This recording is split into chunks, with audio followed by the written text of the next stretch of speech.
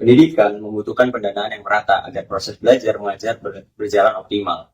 Dana sekolah berasal dari BOS, BOP, atau DAK daerah, dan partisipasi masyarakat. Faktanya, distribusi dana tidak merata, sehingga fasilitas kualitas pembelajaran dan kesempatan belajar antar sekolah menjadi timpang.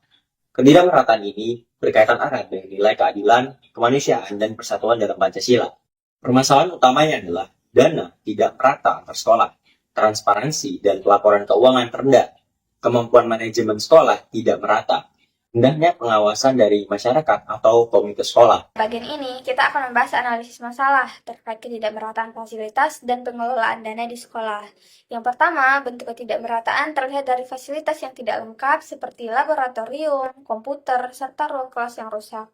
Selain itu, dana seringkali tidak digunakan sesuai prioritas, dan tidak ada laporan penggunaan dana yang benar-benar jelas serta terbuka. Yang kedua, terdapat beberapa faktor penyebab, mulai dari manajemen administrasi sekolah yang tidak merata, kebijakan anggaran daerah yang berbeda-beda, hingga kondisi sosial ekonomi masyarakat sekitar sekolah. Nah, letak sekolah yang terpencil juga membuat akses bantuan menjadi sulit.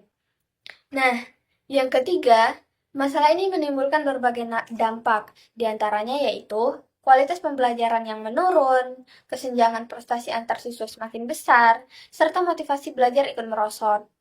Pada akhirnya, terjadi ketidakadilan dalam kesempatan memperoleh pendidikan yang layak. Setelah analisis masalah, terdapat penyelesaian masalah. Penyelesaian masalah terdiri dari 3 jenis solusi.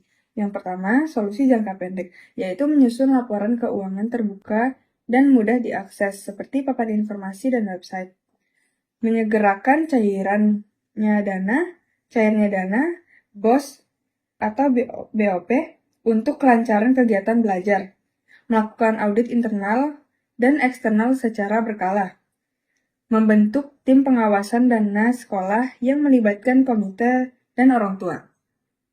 Solusi yang kedua adalah solusi jangka menengah, yaitu pelatihan manajemen keuangan untuk kepala sekolah dan bendahara. Pemetaan fasilitas sekolah berbasis data agar bantuan tepat sasaran. Menyusun prioritas anggaran sekolah berbasis kebutuhan pembelajaran. Peningkatan koordinasi antar sekolah dinas, pendidikan, dan pemerintah daerah. Yang ketiga, ada solusi jangka panjang, yaitu program afirmasi khusus untuk sekolah 3T, yaitu tertinggal, terpencil, dan terluar. Penyelarasan kebijakan anggaran daerah sesuai standar nasional pendidikan. Modernisasi sistem pelaporan dana berbasis digital. Kerjasama berkelanjutan antar sekolah, masyarakat, alumni untuk mengadakan fasilitas. Yang terakhir ada penguatan pendidikan karakter bagi pengelola dana agar lebih berintegritas. Lalu ada nilai Pancasila yang diterapkan. Yang pertama, sila pertama, sila ketuhanan yang Maha Esa, di mana kejujuran, amanah, dan moralitas dalam pengelolaan dana. Lalu mencegah korupsi sebagai bentuk tanggung jawab moral. Lalu yang kedua ada sila yang kedua, yaitu sila kemanusiaan yang adil dan beradab, yang dimana memberikan fasilitas yang adil bagi semua siswa tanpa memandang wilayah. Menghindari perlakuan diskriminatif dalam distribusi anggaran. Yang sila yang ketiga, yaitu sila persatuan Indonesia, ada 2 poin, yaitu yang pertama itu pemerataan dana untuk memperkecil kesenjangan sekolah, kota, dan desa. Terus yang kedua itu ada kerjasama antar pihak, yaitu sekolah, pemerintah, masyarakat. Nah, itu untuk demi kualitas pendidikan nasional. Terus lanjut yaitu yang nilai Pancasila yang keempat, sila kerakyatan yang dipimpin oleh hikmat kebijaksanaan dalam permusyawaratan perwakilan. Yaitu ada 2 poin, yaitu penyusun RKAS harus sesuai musyawarah, melalui musyawarah, terus bersama guru, komite, dan orang tua. Terus yang kedua yaitu keputusan penggunaan dana harus disepakati bersama, bukan sepihak. Jadi harus bersama-sama, jangan cuma satu pihak doang. Nah, terus itu yang sila yang kelima atau yang terakhir, yaitu sila keadilan sosial bagi seluruh rakyat Indonesia. Yaitu pemerintah pemerataan fasilitas, eh, kesempatan belajar, dan anggaran di seluruh daerah. Terus yang terakhir, dana pendidikan harus memprioritaskan sekolah miskin, terpencil, dan yang tertinggal. Jadi jangan hanya cuman yang sekolah yang ternama doang yang tinggi, tapi kita juga harus memprioritaskan sekolah yang miskin, terpencil, dan yang tertinggal supaya ikut maju juga. Assalamualaikum warahmatullahi wabarakatuh. Selamat pagi teman-teman. Di sini kita sedang bersama Pak Saibani dari salah satu sekolah yang kami tuju dalam penelitian ini. Jadi di sini izin Pak Saibani, kami ingin bertanya tentang menurut Bapak apa pengaruh ya ditiadakannya komite di sekolah ini Pak Saibani? Untuk pengaruh komite ditiadakan di sekolah ini jelas berpengaruh, khususnya untuk kegiatan-kegiatan di sekolah yang dahulunya bisa dibiayai oleh komite, saat ini sudah tidak ada lagi kegiatan karena sudah tidak ada lagi komite.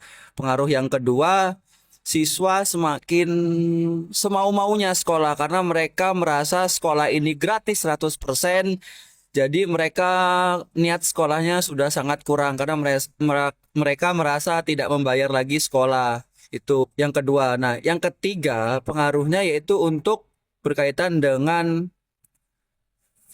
fasilitas atau penunjang-penunjang kegiatan pembelajaran yang lainnya. Apakah dana di sekolah sudah cukup merata? Untuk aliran dana di sekolah itu sudah cukup merata, khususnya di sekolah kami. Jadi apapun yang terpenting terdapat laporan pengajuan dana, laporan pertanggungjawaban dana itu dialirkan secara merata kepada semua kegiatan atau semua eskul yang akan diadakan oleh peserta didik. Menurut Bapak, apakah fasilitas di sekolah sudah terpenuhi? Kalau untuk fasilitas di sekolah SMA 15 khususnya secara umum sudah terpenuhi.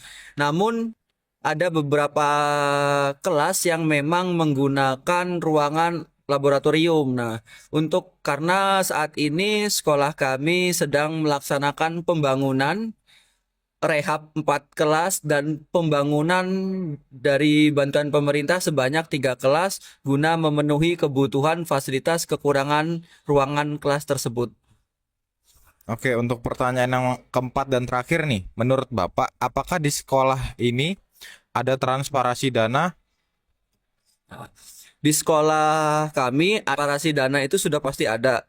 Karena setiap akhir tahun diadakan laporan penggunaan dana sekolah oleh pihak yang berwenang kepada para guru dan keluarga besar. Jadi transparansi dana itu siapapun tahu tentang dana tersebut digunakan untuk apa, sisanya berapa, kurangnya berapa. Oke, mungkin sekian saja pertanyaan dari kami, Pak Saibani. Terima kasih atas waktunya. Assalamualaikum warahmatullahi wabarakatuh. Kesimpulan yang bisa kita dapat adalah ketidakmerataan dana pendidikan merupakan masalah struktural yang mempengaruhi kualitas pembelajaran dan keadilan pendidikan. Faktor utamanya itu berasal dari manajemen sekolah, kebijaksanaan daerah, kondisi sosial ekonomi, dan kurangnya transparansi.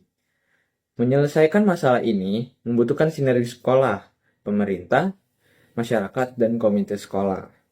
Lalu penerapan nilai-nilai Pancasila juga menjadi dasar etika dalam mewujudkan pengelolaan dana pendidikan yang adil, transparan, dan berintegritas.